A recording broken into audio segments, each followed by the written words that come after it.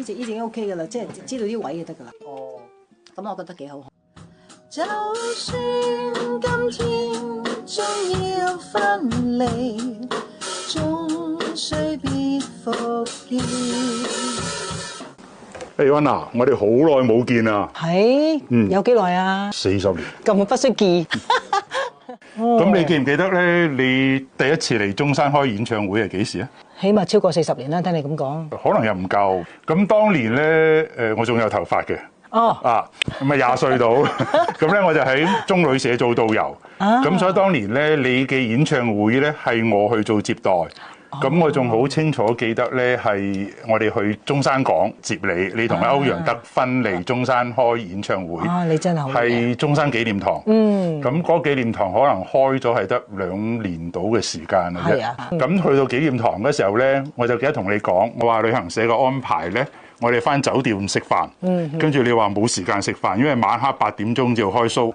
要幫你買盒飯。啊，80幾年嘅中山咧，我哋對盒飯嗰個概念係幾乎係冇嘅，冇飯盒。咁你哋外賣係點樣嘅咧？嗰時候冇外賣㗎。我嗰時冇外賣㗎。你翻屋企食飯，或者你出餐廳食。咁我好彩就揾咗啲相熟嘅大排檔，真係整咗2盒飯翻嚟俾你食。我話你要唔要飲可樂啊？因為覺得嗰時候飲可樂高級嘅嘢啦，係咪？跟住你同我講話，開演唱會之前係唔可以飲甜嘅嘢。你幫我買2支蒸餾水。我心話傻啊！水都要用錢買嘅，即係嗰個年代其實真係冇蒸餾水呢樣嘢嘅，喺國內。咁我叫咗個司機咧，就成個中山市區兜，已經開始有士多噶啦。但係都話我哋呢度冇水賣嘅，你可樂有，雪碧有，啤酒有，只有汽水冇水。係啦，兜到翻我哋酒店嗰個商場。咁我記得咧，嗰個商場啲人話，我哋好似係有2支山東廬山牌嘅礦泉水，擺咗好耐冇人買㗎啦。咁即係1000年㗎咯喎。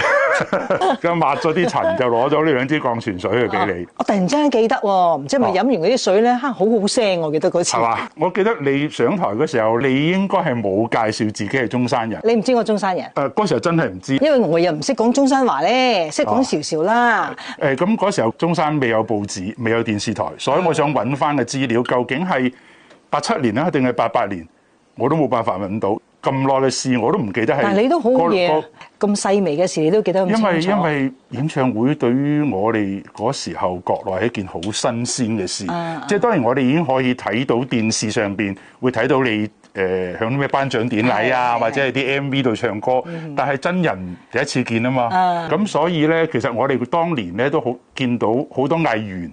咩黃日華啊、馬敏儀啲咧就係咁就嚟中山玩。好犀利㗎！嗰陣時好多啲藝人啊嗰啲上嚟嘅。你仲記唔得你唱咩歌？人在旅途灑淚時啦。因為有歐陽德芬。佢好似係新秀第3屆嘅季軍嚟㗎。咁嗰屆嘅冠軍好似係張衛健。係。咁跟住原來係阮兆祥。我都係嗰屆嘅。同埋羅嘉良。羅嘉良都係。都係嗰屆，不過係冇名次。係啊。我啱啱睇咗你個彩排，係有我哋中山本土嘅樂隊。當年咧係冇樂隊嘅，你哋係播卡式帶嘅。你可能都唔記得啦。嗰時候唔知要幾錢一張飛。哇！呢一層真係考到我啦，我都唔使買飛噶嘛，我唱歌嘅啫嘛。當年除咗中山，喺國內你仲有去過邊啲地方開演唱會啊？我諗我記憶當中我去過廣州，嗰時我記得咧就係有車開路嘅，好犀利嘅。我記得係住喺好似係白天鵝。咁當時咧好犀利嘅，踩住個踭嗰啲就唔準行入去酒店大堂嘅。咁咧就驚整壞啲地氈。係啦，唔準嘅。我記得喺廣州嘅時候咧，有一個喺電台嘅朋友啦，咁佢同我講嘅就話：你知唔知你係第一個香港嘅歌手入嚟內地度演唱嘅？即係喺廣州。比羅文更早。佢咁講，但係早成點咧？我話唔到俾你知，因為我都唔記得咗。因為其實我今次開演唱會咧，都好多歌迷，大家喺個由歌度認識幾十年，真係已經好似一個知己咁啊！嗱，咁啊，你係其中一個啦，咁所以今次我好期待咧，就見翻我一班好好嘅好朋友、好歌迷，唱好多好多佢哋想聽我唱嘅歌。話今天昨